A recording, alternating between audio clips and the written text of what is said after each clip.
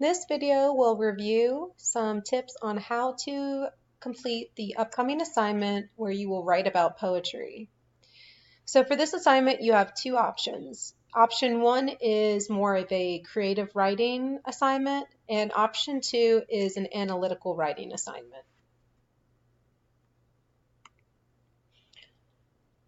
Option one asks you to create original poetry and write a reflection essay.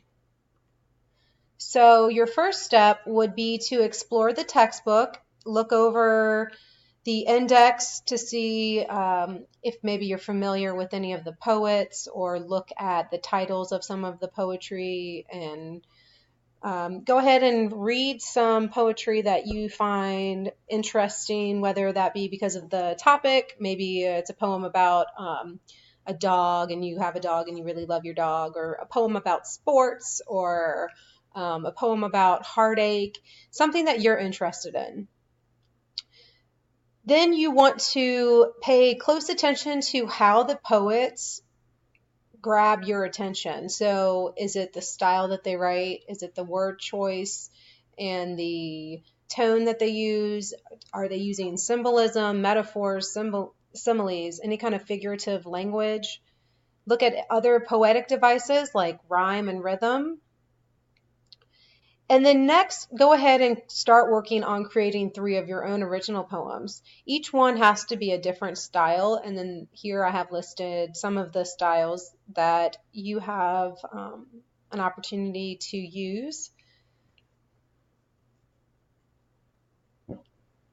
Here on the left, there is a picture of one of the visual types of poetry, so you could always create something like that.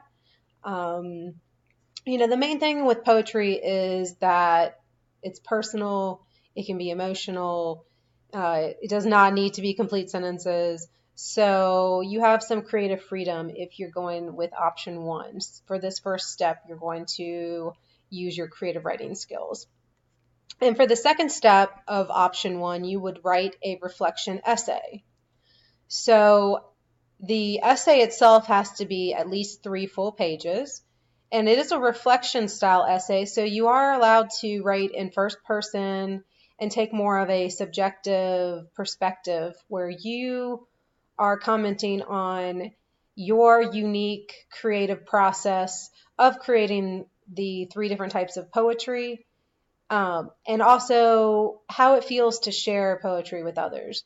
So if you are submitting your draft and you're having classmates read it, or maybe you shared your draft with your husband or wife or friend, you're definitely sharing it with me. So at least you are sharing it with at least one person. And so how does that feel to write poetry and share it with someone?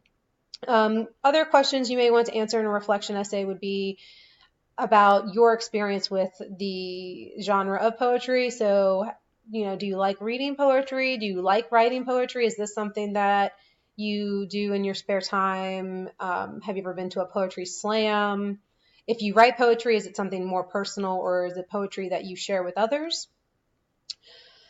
You also want to describe how you went through creating each of the poems. And for this, you want to be specific. So I want you to really use descriptive details to let me and others know what it is that made you write about the topic you did, what made you choose the style you did, were you using rhyme? How about the word choice? All of those little details, I want to know that they were intentional and why. So explain your intentions, explain your intended effect, and use the terminology at the end of the chapters in our textbook to help you explain your process. So instead of saying that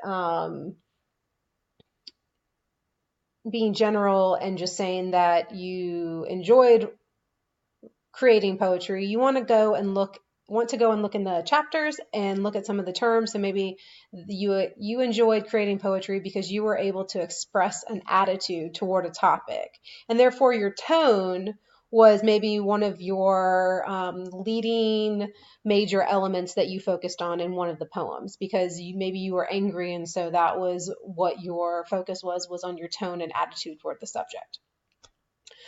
Also, in your reflection essay, you will need to include at least 2 specific examples that you used for inspiration or motivation for writing these poems. One needs to be from the textbook. So one must be a poem from the textbook that you enjoyed reading and inspired you to create poem. Maybe, it was a certain style of poem, and so you decided to write the same style. And the second example needs to be any other poem. Maybe it was one that you were already familiar with that does not appear in our textbook, one that you got off of a website like the Poetry Foundation, or it can even be song lyrics, because song lyrics are similar to lines in a poem. So that could be your second example.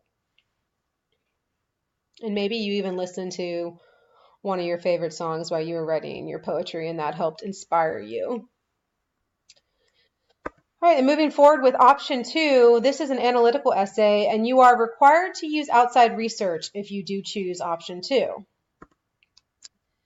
For this, you will write a minimum of 4 pages because there is no creative element, whereas in option 1, since you were required to create 3 original poems, you only had to write 3 pages. For this, you will write just an analytical essay, and it must be a minimum of 4 pages. You will examine how poetry is used in popular culture. And within this, you need to narrow down your topic so that it is a more manageable topic, and also so you can focus your research. So one example is to narrow down the type of popular culture, like poetry in advertising or subway poetry. So after you decide on a more narrowed down focused topic, you will create a thesis that argues how and why a poetic text is combined with other sensory elements like music or art to engage an audience and carry out a purpose. So within this, you'll need to identify a possible purpose of this poetry in popular culture. So is it used to persuade, to entertain, to inform? Those are all types of ways we can describe purpose. And when doing this, you need to use supporting details to explain how the poetry engages and carries out a purpose. For option 2, you will need to use mandatory sources would include at least 1 specific example of poetry in popular culture and at least 2 sources from the Eastern Florida State College Library databases. You will also need to use the course textbook for terminology. You will need to use appropriate terminology in your analysis, tone, symbolism, rhythm, diction, those types of wording, just as similar to option 1. Either way, you need to use the appropriate terminology when discussing poetry. So for option 2, here are some examples. On the left, that is an example of subway poetry. In case you've ever been to New York, you may have seen this. I know I've seen one of the posters where it's art and a poem combined. It's pretty cool. And then just another, funny example you may have had on your fridge at one point in time, those little magnetic words that, that's a type of poetry. And then also nowadays we have e-poetry, and different advances in technology have changed the way that poetry is shared, and even how it's written with, more visual types of poetry. Also, poetry can be found in popular culture like music, music videos, or a film. I know I was just practicing a Led Zeppelin song on my bass today, Another Brick in the Wall. And I turned on the VH1 music video, and part of the video shows the teacher is ridiculing the student for reading poetry, because that, they were in school to learn mathematics, and poetry was just frivolous info that wasn't going to do them any good, and he was ridiculing him for reading poetry. And of course, we've all seen the Dead Poets Society, or most of us, I would imagine, have. So Poetry is also used in popular culture in ways in films, so that could also be another option. In case you enjoy watching movies, you could always use option 2 and focus on one film that talks about poetry. With MLA format, for either option, you'll need to adhere to the MLA format of the basic rules and then also citations. Remember, anytime you summarize, paraphrase, or use exact wording from a source, it must be credited. And I have a MLA format for poetry, a specific page in the week's module to help out with how to cite poetry because it is a little different than citing from a short story.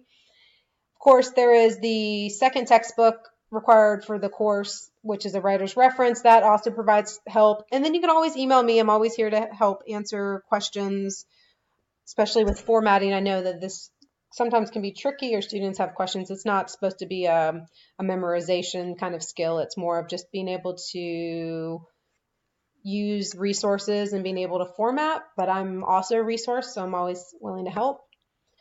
And other resources that are available, you have sample student papers that I posted in this week module, so that way you can see an example of each option pretty well done.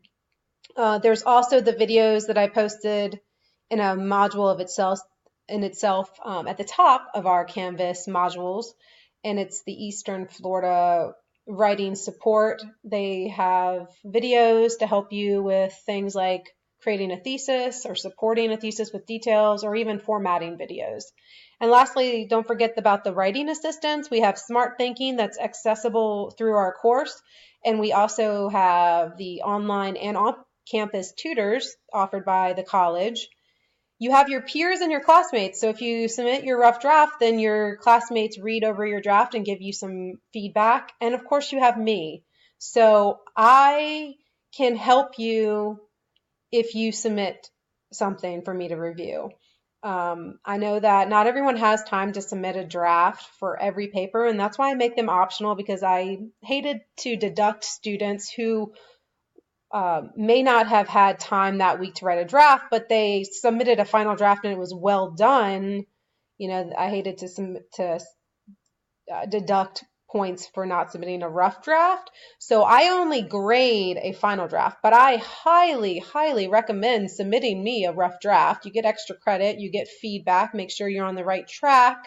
And you also, need to be writing drafts whether you submit them to me or not. Drafts are not optional, as in an optional step of writing. They're just optional to submit because I'm not going to award points for submitting a draft. It's an optional extra credit kind of thing. So make sure you ask questions and use the resources available for you. Email me with any questions or concerns. Thanks so much.